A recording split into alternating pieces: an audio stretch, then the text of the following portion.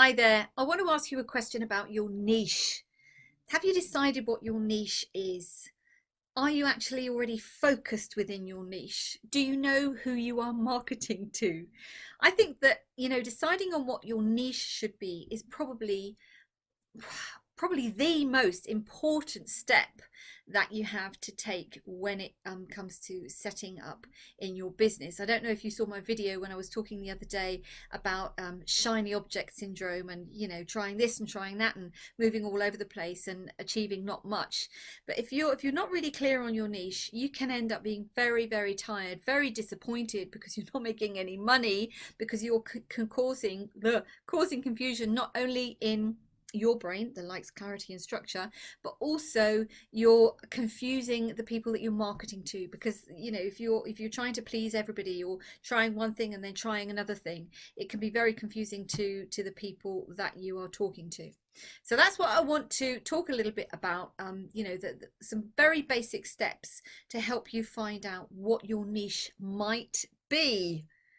If we haven't met before, my name is Gwyneth, and I specialise in helping fabulous women entrepreneurs just like you to acknowledge and charge what you are worth, and to help you refine your services, bundle up your expertise so that you're building your brand, so that people in your niche know exactly what it is that you are trying to do, talking to them about.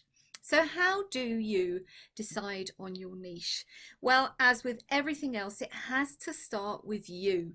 The thing where you're working out who you want to work with, that comes later. But first and foremost, are you passionate about what you want to do, and do you have the skills to do it? Now, when it comes to skills, of course, there are certain things like setting up email lists, or creating a website, or doing marketing. Those kinds of things, those skills can always be learned.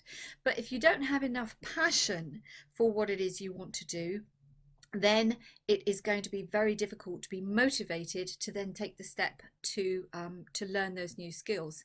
So a really easy way, well, I say easy way, a straightforward way for you to do this is to use a pen and a piece of paper, and to write down everything you enjoy doing. If you're thinking about going into business, or if you've been in business but you're really still not sure about your niche, so you'll have an idea about what it is you want to do. So just write it all down. Think about what you really enjoy about those particular activities. Don't just say, I like marketing. What is it about marketing that you really enjoy? Is it because you get to meet loads of new people? Is it because actually you are a technical whiz at putting together graphics? Is it because you've got really strong intuition about people, what they might be needing right now?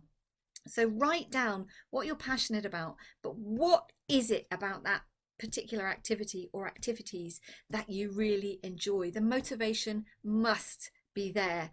Otherwise, like I said, skills can always be learned, but if the motivation to learn the skills isn't there, then it could be tough for you. So that's number one.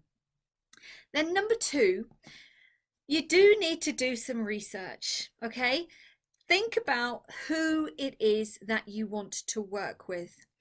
Don't think too much about this, however, because the answer is likely to be somebody like you. We, particularly women entrepreneurs, we enjoy working with other people who share the same values. It's very difficult to work with somebody who's the complete opposite. You have to be on the same wavelength for most of the time anyway. Not always, of course, there might be differences in opinion, but for most of the time, if you don't have the same values and beliefs, and if you don't support even kind of the same causes that your clients are interested in, then there could be a mismatch. So, for example, I worked in the not-for-profit sector for almost 25 years. I really enjoy working with women who've potentially gone into consultancy or set up a business on their own, who have a very, very deep sense of purpose to save the world. Of course, we're not going to save the world on our own, but you know what I mean. So human rights, or the rights of women, and those. So I love working with those types of people. I can totally relate to it because it was a part of my job for 25 years as well. So when you are identifying the type of people that you want to work with, like I said, don't look too far away. do some inner work. Look at who you are, what's important to you. Write out your values, again, using a pen and paper. By the way, if you don't know why, you should use a pen, because it triggers a different thought process. It reinforces, it helps your brain to get clearer on what it is you're trying to achieve. Whereas if you just use a laptop or a tablet or something to make all your notes, there's no creativity in there, there's no thinking in there, there's more focus on just getting the words down and creating a list. Use a pen. So that's number 2. Think about who you want to work with, write down their characteristics, but like I said, look at who you are, what's important to you. Don't stray too far away from who you are and what it is that you are offering. Otherwise, like I said, there will be a mismatch. And then number 3, you do need to of course you need to find out whether there is a need. And at the outset, let's be honest, it's very rare that somebody comes up with something completely new, something completely, never ever done before. Like business coaching, for example. There are thousands of business coaches in the world, but on the one hand, I can't work with 7 billion people on the planet, and I wouldn't even want to, because I know who I want, who I want to work with. But drilling down on, whether there is actually a need for what it is you want to offer is going to be very important in helping you to decide, or help you to see then, can you actually monetize your idea? So go and maybe ask some of the people, who you believe would be your ideal clients. What do they think about your idea? Is there a need? Be careful between need and want as well, because when it comes to marketing, it's what people want, not what they need. That's something for another video.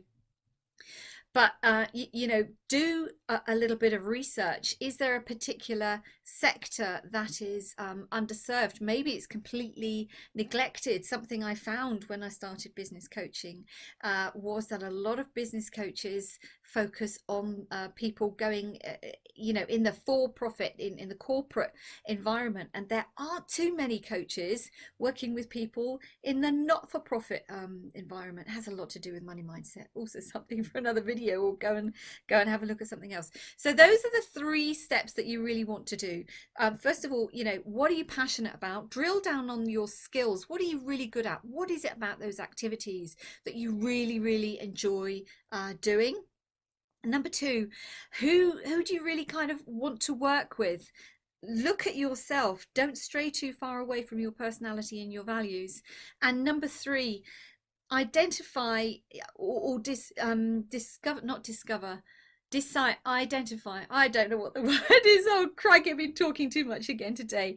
But check, that's a good word, check whether there is actually then a need for what it is you want to do. Is it underrepresented? Is what you want to do underrepresented in your particular sector? Completely neglected? Are there other people doing? Now, one way you can do that, by the way, is to, go through the Google SEO search words. I'm not going to do all the technical. I am not a technical whiz. I'm not going to pretend to be. There are many ways that you can do that. Particularly, like I said, through looking up keywords through Google. So those are 3 ways for you to kind of drill down on your niche, so that at least you have an idea about the direction you should be going in. Now, a word just very briefly about the competition. A lot of people do say that you should research the competition, and I think it is important for you to understand who's doing what out there.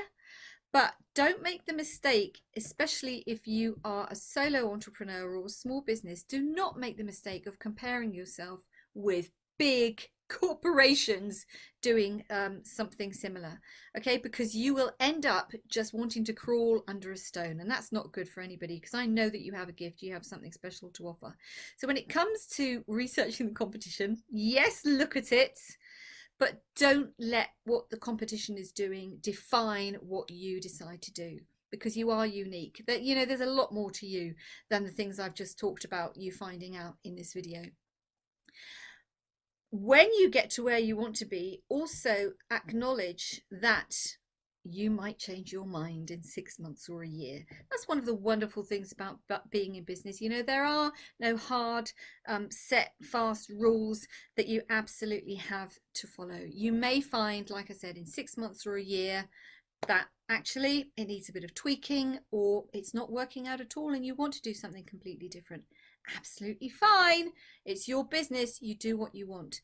But for now, to drill down on your niche, to find out where you should at least be starting or restarting if that's what you're doing in 2021, think about those things. Number one, what are you passionate about? If there's no passion, the motivation will be lacking.